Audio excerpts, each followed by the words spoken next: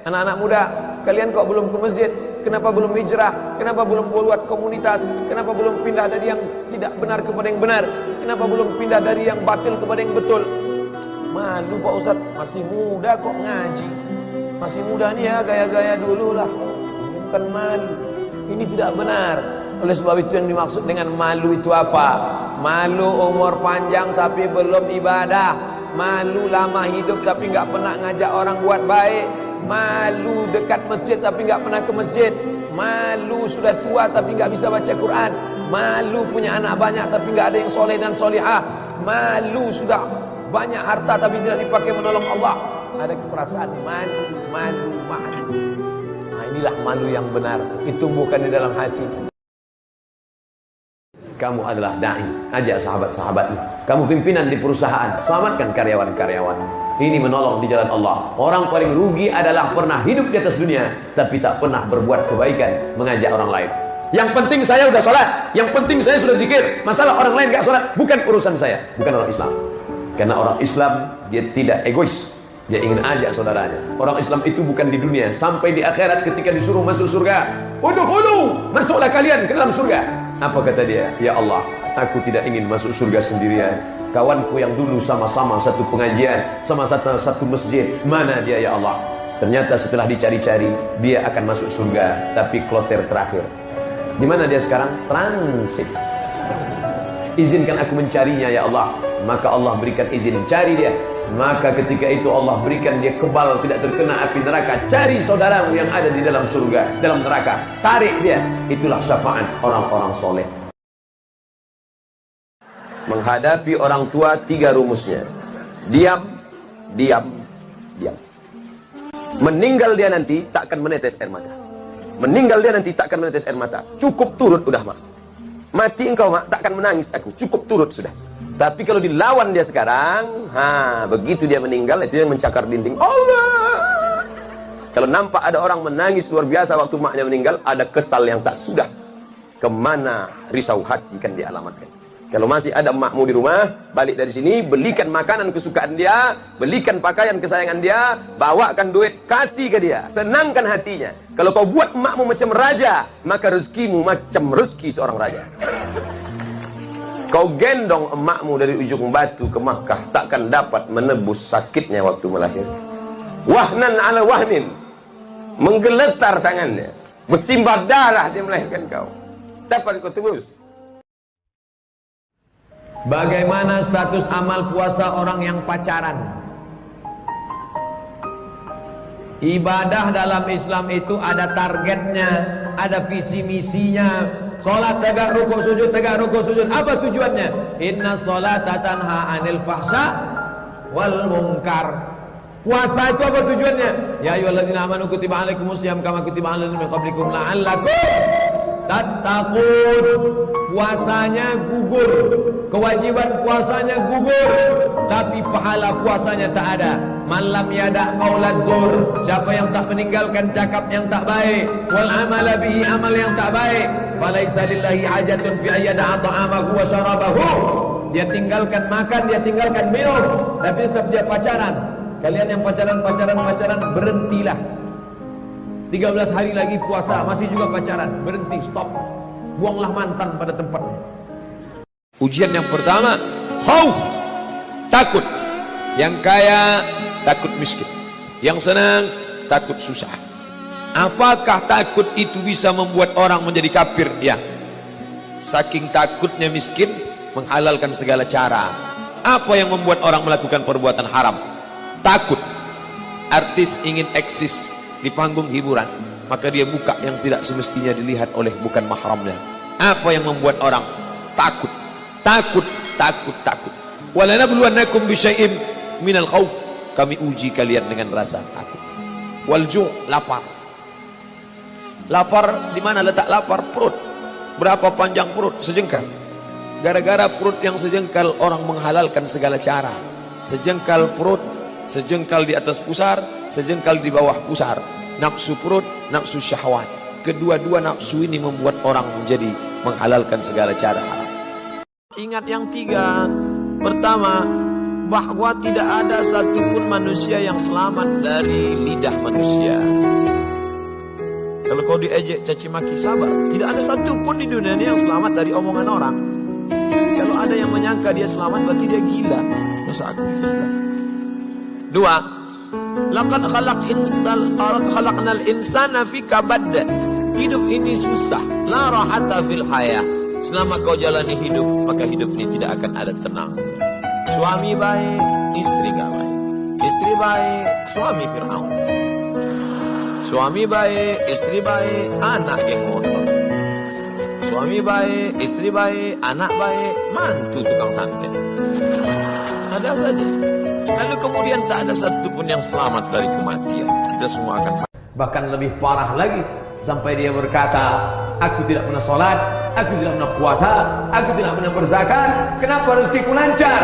Kenapa anakku sehat? Kenapa aku umur panjang dan kekuasaanku hebat? Sombong. Yukhadi'un Allah. Mereka merasa sudah menipu Allah. Wa huwa khadi'uhum.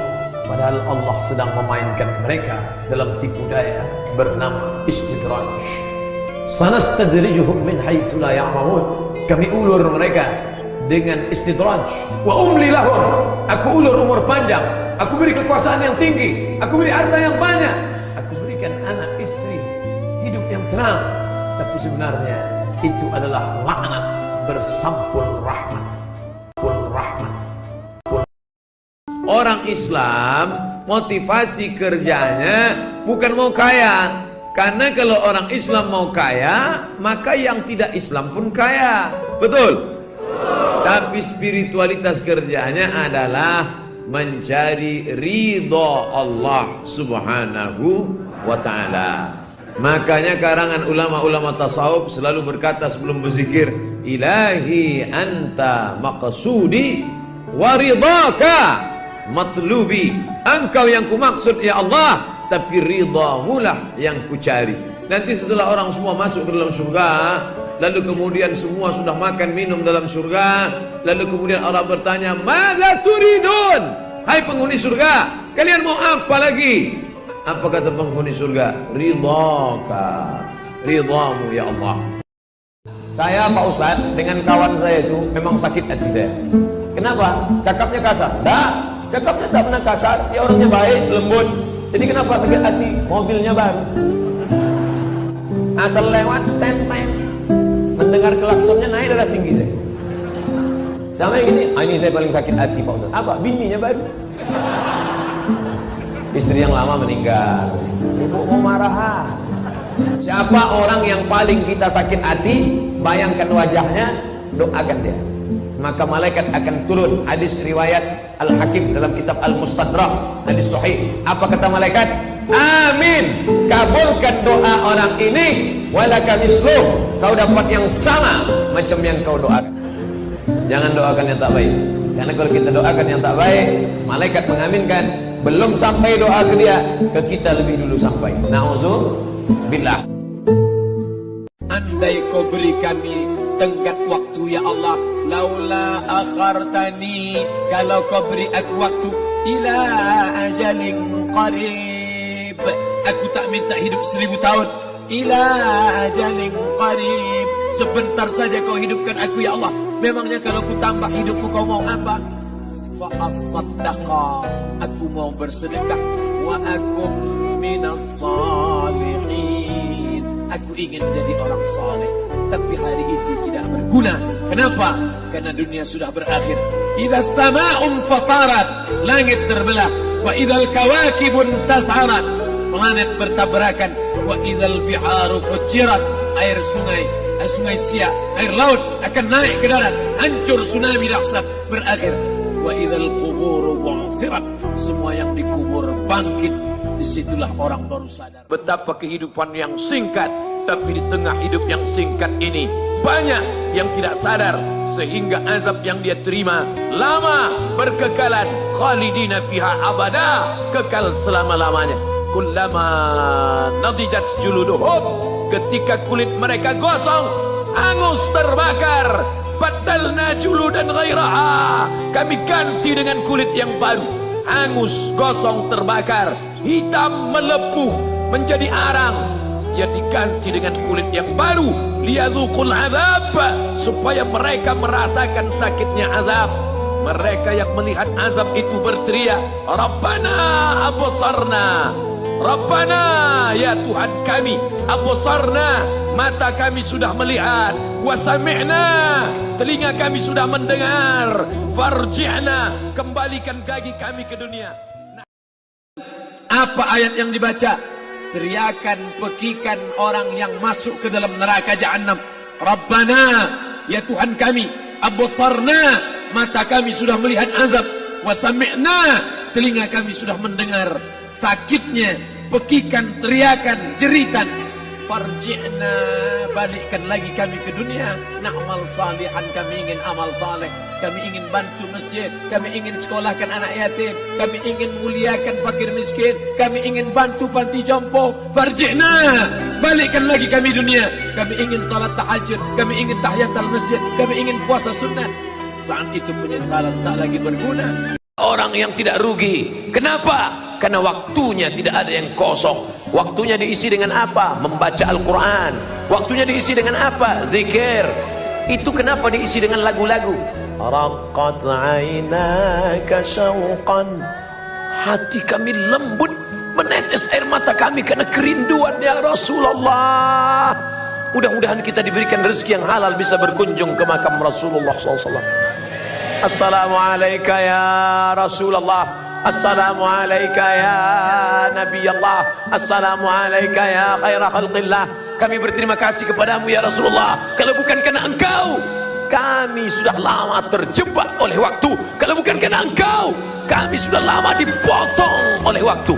Tapi engkau mengajarkan kami menghormati waktu. Malam ini tak ada waktu yang terbuang karena bonceng sana, bonceng sini. Karena anak-anak muda sudah berkata, say no to bonceng. Ustaz, bagaimana seharusnya akhlak kita supaya jodoh kita baik? Jadi kita pikir baik, ucap baik, buat baik, amal baik, Allah kasih baik. Kalau ternyata Allah kasih nggak baik, berarti ujian. Dan kita sabar dengan itu. Boleh jadi Allah ingin menyuruh kita memperbaiki orang yang nggak baik. Atau boleh jadi juga Allah akan kasih kita yang lebih baik daripada itu. Oleh sebab itu senantiasa husnuzan kepada Allah.